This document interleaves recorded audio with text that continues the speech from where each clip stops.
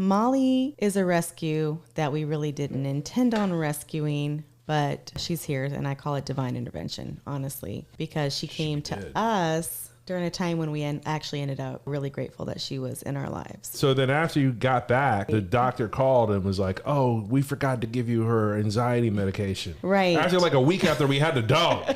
So she had quit her anxiety medication. That's why she was acting like that. Yeah, and we did try to give her one like that day, like we were excited, and then she slept the whole day, and we were like, we can't do this to her. Like, it's going to be fine. You know, every dog does deserve a second chance, and I'm glad that we were able to help her get hers, for sure. Yep. So we gave that dog a second chance of life.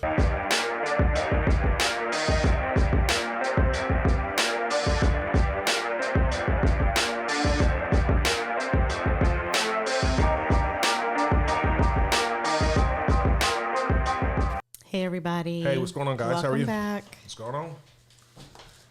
Oh, how's your day been so far today? My day will be even better if somebody would like, subscribe, or share this podcast we got here. I like that. You know, but day's going good. We're doing okay. I guess yesterday was what was yesterday? It was a holiday, right? Yep. What was it? International Dog Day. International Dog Day. And we didn't even know that when our podcast came out. There's a channel. There's like a thing on the website where you're on the internet where you can look at like whatever. There's like a day for every day. I'm sure there is. You know what I mean?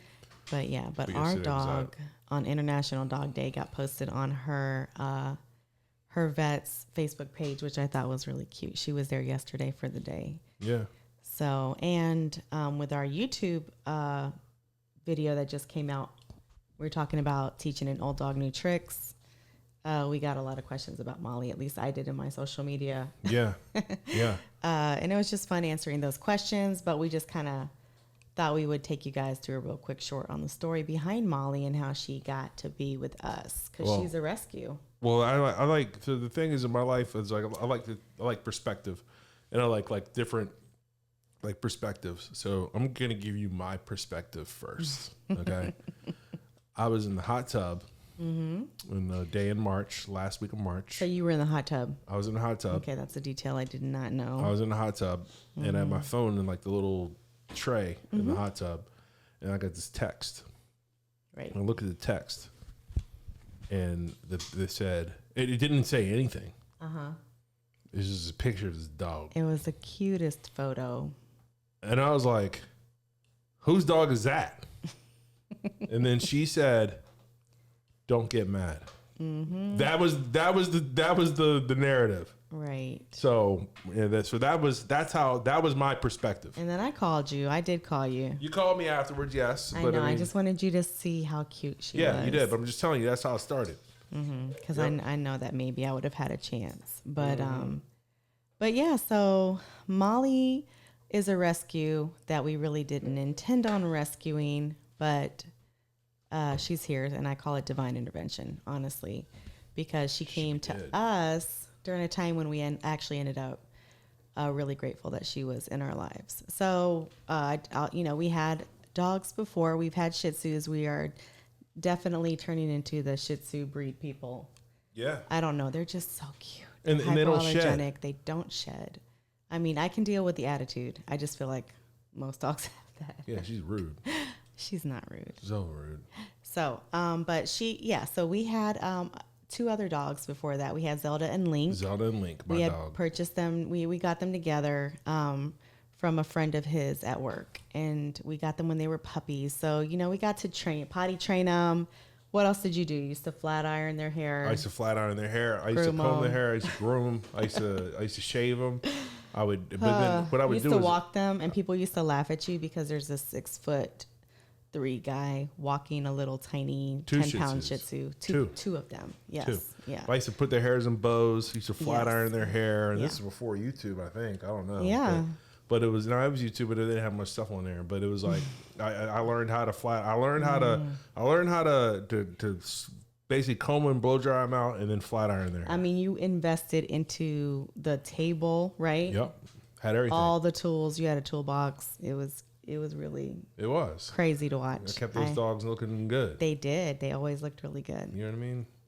But yeah, we had the opportunity to have them grow up with our kids, and they got older. Obviously, they passed away, which is really sad. But we had lost our girl first. We lost Zelda right around COVID, so I'm grateful that it happened during COVID, because I don't know if Link would have made it No. with us working and no more sister. So the brother was left. His name was Link, and we just kind of rode out COVID time together.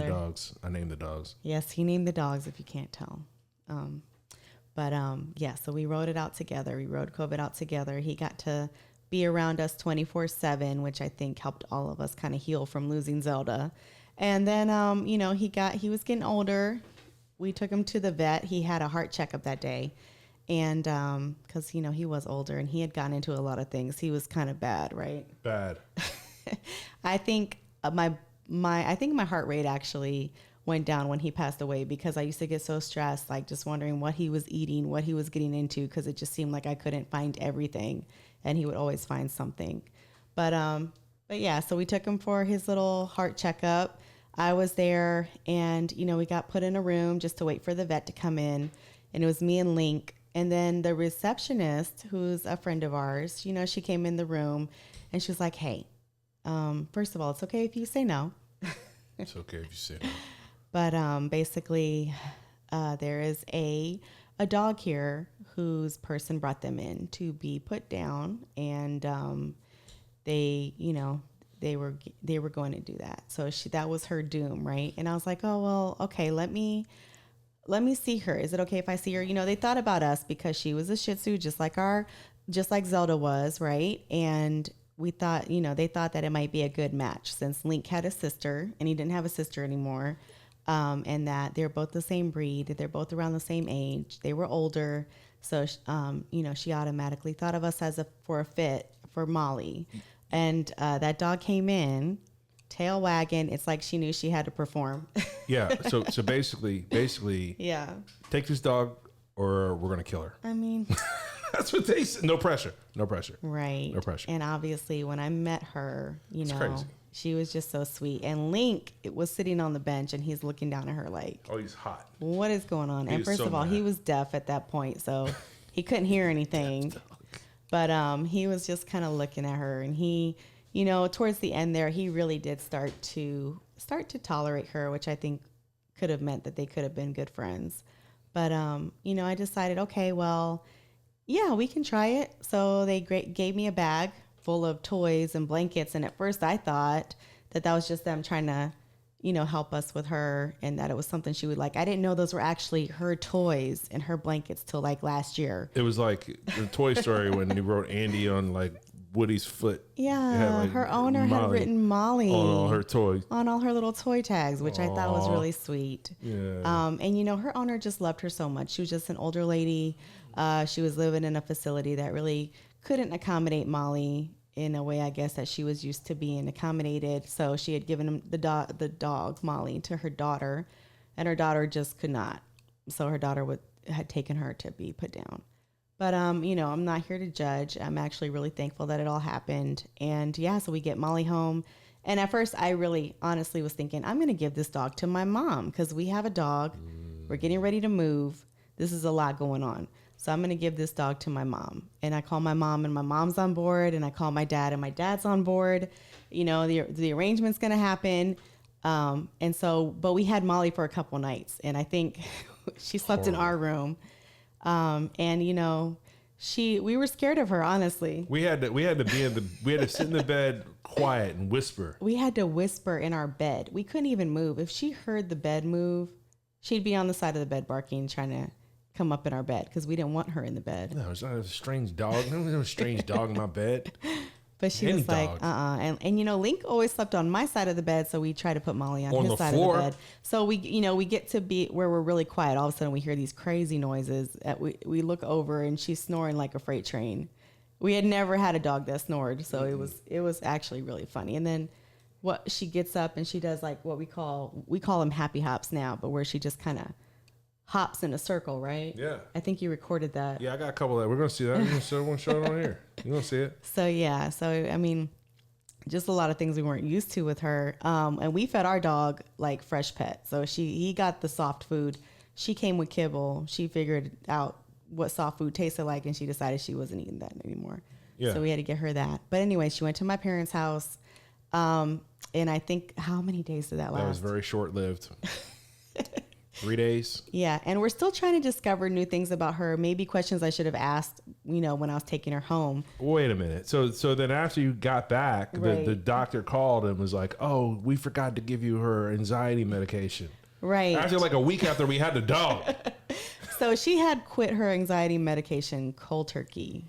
And That's then why we- she was acting like that. Yeah, and we did try to give her one like that day, like we were excited, and then she slept the whole day, and we were like, we can't do this to her, like it's gonna be fine. But yeah, so we found that out after we got got her back from my parents, actually, because my dad, he was like, you got until this time today, he's probably gonna be mad at me for saying this, And I had to go get the dog from the school. or else I'm going to just drop her off on the side. So I had to get the dog. And we tried to give her to my mom. But Yeah, she was and his like, mom, no, we don't want to do that. So no. we ended up back with Molly. We couldn't No. take her to the vet because they were Right. going to kill her. So it was like we were stuck with this dog. But I mean, and then we ended up losing Link like less than a month after the transition of bringing Molly home. And so I really do think it was divine intervention. But, she moved with us to our new house, and it's just been a fun process trying to learn her and get her to learn us, and Just tell her what to do. and try to teach her some things to do. I think she understands way more than she lets on, but she's she loves everybody in the house, which I love. Like we call ourselves her friends, right? So she's got a lot of friends in this house. And at first it used to really give her a lot of anxiety because she wasn't used to following so many people around the house all day. And now she just, when someone's not here, she's looking for them, which is really sweet. Yeah. She sits in the window all day and looks for us to show up and come home. Mm-hmm. And she is a car dog, so she likes to be in the car. The other dogs we had, they could not stand the car. I like the car. Forgot all about that. Yeah, and I think she knows that that our friend at the vet saved her life because she loves that lady. Every time we go in there, she gets so excited to see her. So I love that too. Yeah. So Yeah, but I mean, that is the story of Molly and how we came to get her. And, she really is our first rescue. And there is a lot to be said for that. I think that, every dog does deserve a second chance. And I'm glad that we were able to help her get hers for sure. yeah. So we gave that dog a second chance of life. And now she's your best friend. And now she's my best friend. You do anything for her. I don't know about all that. I don't know about all. I'm looking at her right now. She's doing some talking about her. Yep, she does. She's pretty smart. So yeah, that's the story of Molly, and now she's our friend. So that's a little black and white dog that we just met that we act like we know all this time. Yep. And anybody who wanted to know the story, there you go. That's the full story. And we just celebrated her birthday in July. So We get her a cake. yeah, we got her a little cake. My dad. Our dogs didn't like that. And you know what? His mom, who never did anything for the first two dogs, what does she do? She's got a bag of treats. She shows around. She walks around with a bag. Her purse has got a bag of treats in her purse. My dad be rolling over in his grave right now, going, "What y'all doing with this dog?" No, but that's how sweet she is. She actually, brings treats for her every time she comes. Molly knows they're in there, which is hilarious. Yeah, yeah. Yep. Just followed my mom around the dog. So yeah. But yeah, we wanted to share that story. If you guys have stories of your own, we want to hear them for sure. Yeah. We'd love to hear it. Let's hear your dog story. See you guys. Bye. Have a good one. Bye.